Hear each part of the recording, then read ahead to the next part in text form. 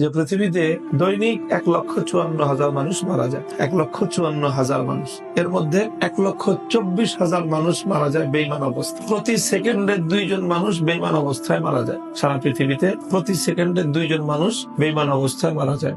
10 GB hosting মাত্র 999 টাকায়। এছাড়াও কম খরচে মাদ্রাসা, স্কুল, ই-কমার্স, নিউজ পোর্টাল সহ যে কোনো ওয়েবসাইট বানাতে যোগাযোগ করুন ummahostbiri.com।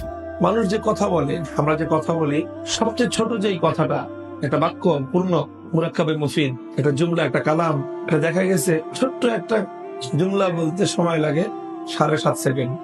অর্থাৎ আমি একটা কথা বলতেছি, আমার একটা কথা বলার সময়ের মধ্যেই 15 জন মানুষ জাহান্নামের আগুনে পুড়ে যাচ্ছে।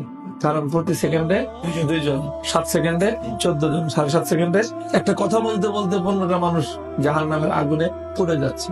এক একটা গ্রামে গড়ে পৃথিবীতে মানুষ বসবাস করে 2,000 মানুষ। 1,24,000 মানুষ যদি প্রতিদিন জাহান্নামের আগুনে পুড়ে, তার মানে 62টা গ্রাম প্রতিদিন জাহান্নামের আগুনে পুড়ে ছাই হয়ে যাচ্ছে। 62টা গ্রাম জ্বলতেছে, আর আমরা হলাম ফায়ার ব্রিগেডের দায়িত্বে। এখন আমাদের আসলে কি করণীয়?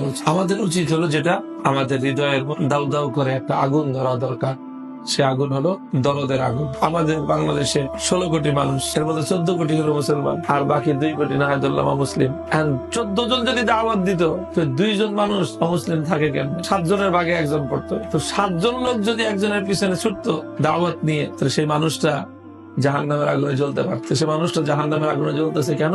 এই 7 জনের দায়িত্ব ছিল তাকে রক্ষা করা। এই 7 জন তো তারা আরামের ঘুম ঘুমাইতেছে, তারা মজা লুটতেছে, আর তারা বলতেছে যে বহু ধর্মের বিচিত্র বাংলাদেশ, এই বৈচিত্র্যের সৌন্দর্য ধরে রাখতে হবে আমাদের, যাতে যে যে ধর্মে আছে ওই ধর্মে থাকে। ধর্মান্তরিত হয়ে গেলে তো আস্তে আস্তে কুফর বিলুপ্ত হয়ে যাবে, তখন আর এই সৌন্দর্য থাকবে না। সমাজের প্রত্যেকটা মুমিন যদি দায়ী হইতো, প্রত্যেকজন মুমিন যদি দায়ী হইতো, তাহলে কোন মানুষ অমুসলিম থাকতে পারত। এই যে ইফতা পড়ার যে ফিতনা শুরু হয়েছে, এখানে বড় ফিতনা শুরু হয়েছে। কি পড়া? ইফতা পড়া, বড় ফিতনা। প্রত্যেকে বুঝতেছে যে আমার নামের শেষে মুফতি লাগাইতেই হবে। এটা চাকরির জন্য দরকার, বিয়ে শাদীর জন্য দরকার, যাই কিছুর জন্য। কারণ পরিবার বাড়ি কোথাও বায়োডাটা দিলে জিজ্ঞেস করে খালি আলেম না মুফতি আলেম। এই জন্য পড়াশোনা যাই হোক, নামের শেষে একটা মুফতি ডিগ্রি লাগায়।